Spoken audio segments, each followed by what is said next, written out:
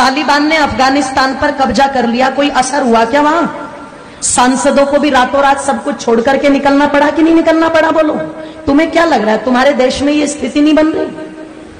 तुम्हारे बीच से अगर किसी एक बहन बेटी ने कोई बात टीवी डिबेट के ऊपर बोल दी और वो बोली है जो लिखा हुआ है, प्रमाण है, वो झूठ नहीं है, वो कोई अलग से निकाल करके नहीं बोली। अगर किसी 80 साल के खूसड़, ध्यान रखना, मुसलमान को शादी करनी होती है तो वो यही उदाहरण उठा करके लाते हैं, यही वाले। पर आज यही बात अगर किसी बहन बेटी ने बोल दी और उनकी तादाद, उनकी हिम्मत देखो इतनी बढ़ गई कि उन्होंने जगह जगह देश के अंदर आग लगा दी। जब तुम्हारे शिव जी के बारे में बोला तो किसी के कानों पर चू तक नहीं रेंगी। तुम्हारी माता पार्वती के बारे में बोला तब कानों पर चू तक नहीं रेंगी। उन्होंने सीता को व्यभिचारिणी बता दिया तो तुम्हारे कानों पर चू तक नहीं रेंगी। सरेआम वो मौलवी बैठ करके टीवी डिबेट में हिंदू देवी देवताओं का अपमान करते रहे, किसी के कानों पर चू तक नहीं रेंगी। कोई भेड़िया नहीं निकल के आया, पर एक बात नुपुर शर्मा ने कह दी और सारे कुत्तों के झुंड निकल करके सड़कों पर आ गए। जरा सोच करके देखो, तुम्हें क्या लगता है ये षड्यंत्र नहीं है? तुम्हें क्या लगता है ये पहले से कोई योजना नहीं है? आप जाते हो इबादत करने के लिए और उधर से एकदम से इतने पत्थर तुम्हें कहां मिल जाते हैं कि पुलिस वालों को पीछे हटना पड़ता है, पर वो पत्थर खत्म नहीं होते।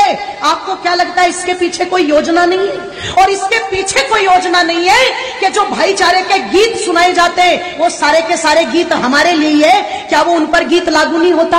अगर इतने शांति के स्थापित करने वाले हैं, अगर इतनी अल्लाह ताला की इबादत करने वाले हैं, तो जब नुपुर शर्मा के लिए देश में आग लगा दी तो जिन कुत्तों ने, ध्यान रखना, कन्हैया लाल की गर्दन काटी है, उनके लिए भी सड़कों पर आना चाहिए था कि नहीं आना चाहिए था? तब तो पता लगे कि ये भाईचारे का पाठ दोनों तरफ से चल रहा है। और तुम एक पक्ष को लेकर के आग लगा दो देश में और दूसरे पक्ष पर तुम दुदकारी मान करके बिल में घुस जाओ, इससे पता नहीं लगता। ध्यान रखना, इसलिए थोड़े से सचेत हो जाओ। थोड़ी सी तो आवश्यकता है आप लोगों को जागरूक होने की। थोड़ा सा तो विचार और मंथन चिंतन माताओं तुम भी करो कि तुम कर क्या रही हो आज। एक एक तुम्हारा बेटा, उसे तुमने इतना फुसफुसिया बना दिया, इतना फुसफुसिया बना दिया कि वो 15 मिनट धूप में नहीं खड़ा हो सकता, वो 2 किलोमीटर पैदल नहीं चल सकता। वो इतना फुसफुसिया सुख सुविधाएं देकर के बना दिया, सपना सजा करके बैठे, हम तो इतनी संपत्ति जोड़ के देके जाएंगे, हम तो इतना बैंक बैलेंस जोड़ के देके जाएंगे, हम तो इतने बड़े बड़े मकान दे करके जाएंगे। एक बात मेरी याद रखना, चाहे सब भूल जाना, एक बात मेरी पर याद रखना, सब भूल जाना। जिस दिन जिसकी तादाद ज्यादा होगी और जिसकी हुकूमत ज्यादा होगी, तुम्हारे कोठी बंगलों पर राज तुम्हारे बच्चे नहीं करेंगे, वो करेंगे। तुम्हारे उस पैसे को तुम्हारे बच्चे नहीं बरतेंगे, वो बरतेंगे।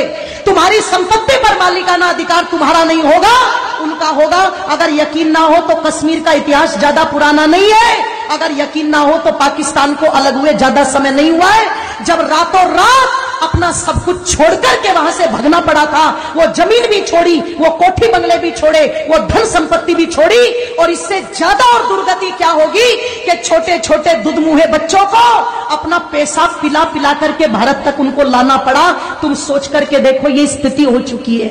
और अगर ये पहले हो चुका है, आगे नहीं होगा, ऐसा बिल्कुल भी मान करके मत चलना। क्योंकि जो कौम अपने भूले इतिहास से शिक्षा नहीं लेती, उस कौम के मिटने में कभी भी देर नहीं लगती।